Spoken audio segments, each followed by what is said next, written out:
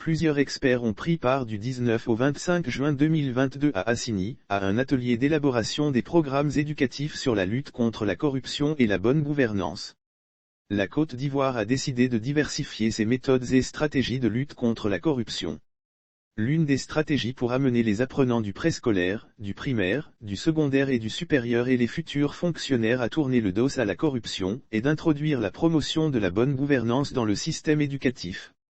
Tous les ministères techniques représentés à l'atelier d'Assigny, c'est conformément à cette approche que la Haute Autorité pour la Bonne Gouvernance, ABZ, a organisé un atelier du 19 au 25 juin 2022 à Assigny.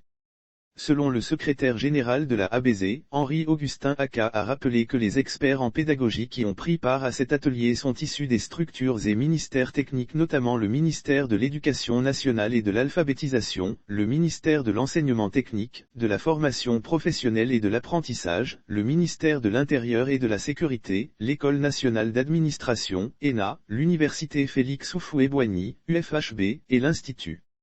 national de formation judiciaire, INFJ. Inculquer aux apprenants des comportements d'intégrité, de transparence et de responsabilité, ce projet vise à inculquer aux apprenants du préscolaire, au supérieur en passant par le secondaire et les écoles de formation des agents de l'État, des comportements d'intégrité, de transparence et de responsabilité. Il s'agit d'une initiative de la Haute Autorité pour la Bonne Gouvernance, ABZ, dans le cadre de sa mission d'éducation et de sensibilisation de la population sur les conséquences de la corruption, a déclaré Henri-Augustin Aka, qui représentait Ngolo Coulibaly, président de la ABZ.